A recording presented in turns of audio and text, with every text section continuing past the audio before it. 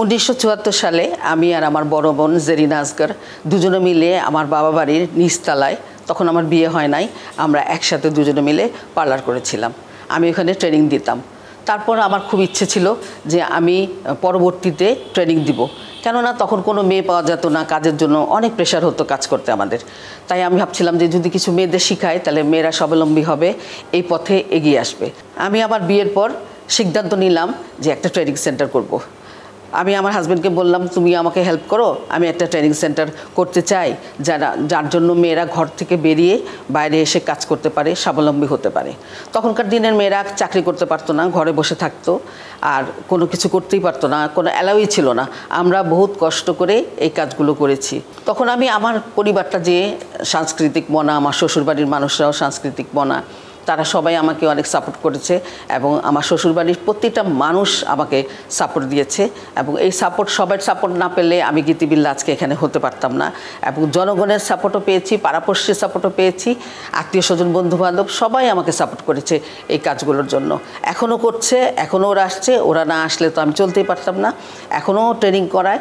দেশ বিদেশে আমার অনেক বিউটিশিয়ান আছে যারা নাকি আমার পার্লার করেছে, লন্ডনে আছে, অক্সফোর্ডে আছে হচ্ছে আমেরিকাতে, আছে হচ্ছে ফ্রান্সে, আছে জাপানে।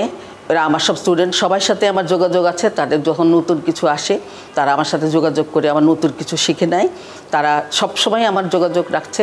দেশ বিদেশে এরকম অনেক বিউটি পার্লার আছে। আর ডিস্ট্রিক্টে, বাংলাদেশের প্রতিটা ডিস্ট্রিক্টেই আমার ছাত্রী আছে, প্রত্যেকেই বিউটি পার্লার করছে এবং এত ভালো করছে যে অনেকে আমার চেয়েও ভালো করছে আমার ছাত্রী। আমি মানে এত ভাগ্যবতী, আমি নিজেকে অনেক প্রাউড ফিল করি। আমি এই পেশায় এতগুলো মেয়েকে বাইরে নিয়ে আসতে পেরেছি। প্রায় 2.5 লক্ষ মেয়ে, 2.5-3 লক্ষ মেয়ে আজকে এই পেশায় জড়িত এবং তাদের কাছে প্রত্যেকটা জায়গায় মিনিমাম 10-15 জন থেকে শুরু করে 1500 পর্যন্ত কর্মচারী কাজ করছে। এখন তো এটা খুবই অ্যাভেলেবেল, সবাই করে এবং অনেক মেয়েরাই স্বাবলম্বী হয়েছে। আমি এই পর্যন্ত প্রায় 15,000-এর অধিক মেয়েকে হবে আমি ট্রেনিং দিয়েছি আমার এই ট্রেনিং সেন্টারে। আমার এই গীতিস ট্রেনিং সেন্টারে সবসময় ট্রেনিং চলে, এখনও চলছে, সবসময় দিতে থাকি। আমি বাক প্রতিবন্ধীকে ট্রেনিং দিয়েছি, আমি তৃতীয় লিঙ্গকে ট্রেনিং দিয়েছি, আরও দিয়েছি অ্যাসিড দুগ্ধ যারা তাদেরকে, আর এমনি যারা গরিব আছে তাদেরকে আমি কম পয়সায় ট্রেনিং দিয়ে থাকি। পার্সোনা কানিজ আলমাস, উনিও আমার স্টুডেন্ট। বিশাল আকারে, ইন্ডাস্ট্রি আকারে বাংলাদেশের সবচেয়ে সেরা বিজনেস উনি করছেন।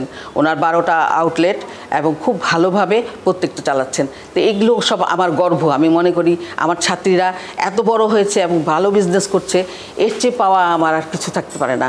এভাবেই আমি ট্রেনিং দিয়ে মেয়েদের অনেক স্বাবলম্বী করেছি।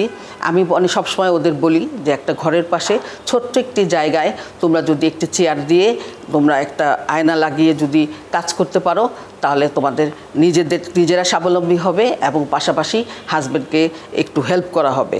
আর এটাতে কোনো কেউ মানে অমত থাকে না, যেহেতু ঘরের ভিতরেই একটা রুমে পাশাপাশি এই কাজটা করতে পারে। এটা খুব সহজ, খুব একটা বেশি খরচ তাও না, অল্প খরচেই ভালো পুঁজি আয় করতে পারে এবং সংসারের বাচ্চা কাচ্চাও দেখা যায়, শ্বশুর শাশুড়িকে দেখা যায়, স্বামীকেও দেখানো যায়, সব কিছুকে সুন্দরভাবে মেনটেন করে এই কাজ করা যায়। এটা একটা খুব ভালো একটা কাজ মেয়েদের জন্য এবং ভালো একটা পেশা মেয়েদের জন্য। মেয়ে মহলেই মেয়েরা কাজ করে, মেয়েরা স্বাবলম্বী হতে পারে, ঘর থেকে বেরিয়ে পারে, বেরিয়ে কাজ করতে পারে, স্বামী সন্তানকে সাহায্য করতে পারে।